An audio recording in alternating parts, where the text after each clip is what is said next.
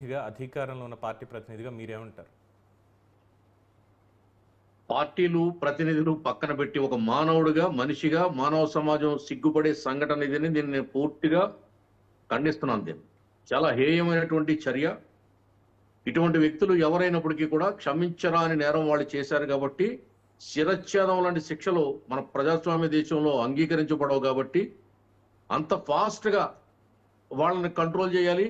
మరొకరు ఇటువంటి scene repeat కాకుండా భయకంపితులయ్యే విధంగా శిక్షలు ఉండాలని నేను ఫస్ట్ ఒక పౌరుడిగా కోరుకుంటున్నాను. విషయంలోకి వెళ్తే జరిగిన తర్వాత ఈవేళ రాష్ట్రంలో గత 5 ఏళ్ల పరిపాలనలో దిశా చట్టం తీసుకొచ్చారు. ఎక్కడో తెలంగాణలో జరిగిన ఇన్సిడెంట్ను పట్టుకొచ్చి పెట్టారు. ఆ చట్టం కంప్లీట్ గా రూపుదాల్చలేదు, కేంద్రం ఆమోదించలేదు, ఇంప్లిమెంట్ కాలేదు, ఆ దిశ యాప్ అనేది ఓపెన్ కాలేదు. అది గత ప్రభుత్వ వైఫల్యం. మరి 50 వీడియోలు పైగా వచ్చాయి, 300 వీడియోలు పైగా వచ్చాయి అంటున్నారు. ఈ వీడియోలన్నీ ఎంతకాలంలో వచ్చాయి, ఎలా వచ్చాయి అనేది పక్కన పెడితే ఈవేళ ముఖ్యమంత్రి గారు, ఉప ముఖ్యమంత్రి గారు, హోంమంత్రి గారు, విద్యామంత్రి లోకేష్ గారు స్పందించినటువంటి విధానం మాత్రాన్ని చాలా అద్భుతం. చాలా ఇమీడియట్ గా స్పందించడం, కలెక్టర్ని, జిల్లా మంత్రిని, ఎస్పీని అక్కడ పంపడం, ప్రత్యేకమైనటువంటి పోలీసు బృందాలను ఏర్పాటు చేయడం, ఆ విచారణ కార్యక్రమం వేగవంతం చేయడం, అదేవిధంగా ఎవరైతే నిందితులు ఉన్నారో అతన్ని అరెస్టు చేయడం, స్పీడ్ గా ప్రభుత్వం స్పందించిన తీరుకు మాత్రం హ్యాట్స్ ఆఫ్ చెప్పాలి. అలాగే ఇటువంటి సంఘటనలు పునరావృతం కాకుండా కూడా బాబు గారు, కూటమి ప్రభుత్వం ఆలోచన చేయాలని మీ ద్వారా నేను విజ్ఞప్తి చేస్తాను. రైట్. ఇది ఈ రాష్ట్రానికి ఒక చరిత్ర ఉంది. ఆ స్త్రీలు కూడా మీరు మంచి పేరు పెట్టారు.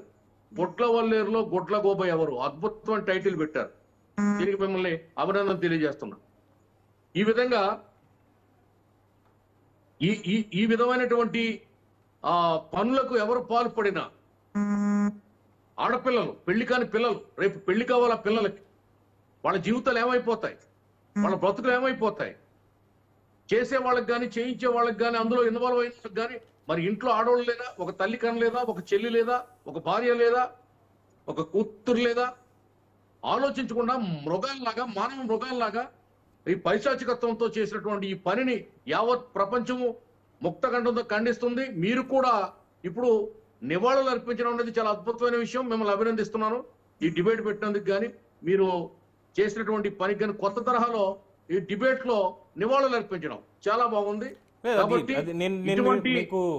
మీకు అలా ఒక మానవైద్య కోణంలో మీకు అలా అనిపించి ఉండొచ్చు, కానీ రాజకీయ పరంగా మీ పార్టీల అధికారంలో ఉన్న వాళ్ళు, వ్యవస్థలు, వీటన్ని చూస్తున్నప్పుడు మాత్రం నాకు చాలా సిగ్గుగా ఉంది.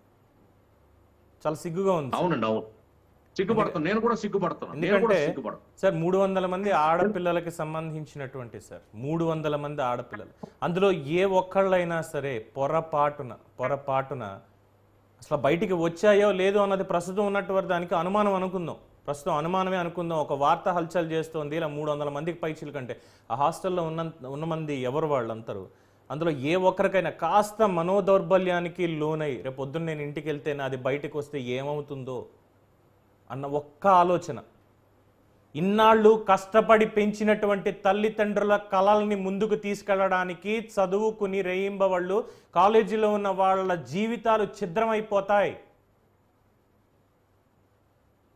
అవునండి, అవును.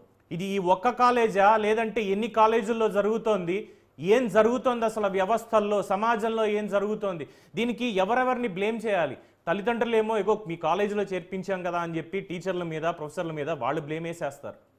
తల్లిదండ్రులు మీరు చూడొద్దా, మీరు చూడకుండా మీ వాళ్ళ ప్రవర్తన ఎలా ఉందో మాకు చెప్పకుండా మేము మాత్రం ఏం చేస్తామని వీళ్ళు అంటారు. సమాజంలో చుట్టూ ఉన్నటువంటి వాళ్ళు, మేధావులు, తెలివైన వాళ్ళు, ఇండస్ట్రీలో ఉన్నటువంటి వాళ్ళు అందరూ చాలా చెప్తుంటారు. నాలాంటి జర్నలిస్టులు కూడా చాలామంది చెప్తాం. కానీ సెల్ఫ్ అనేది ఒకటి ఉండాలి కదా.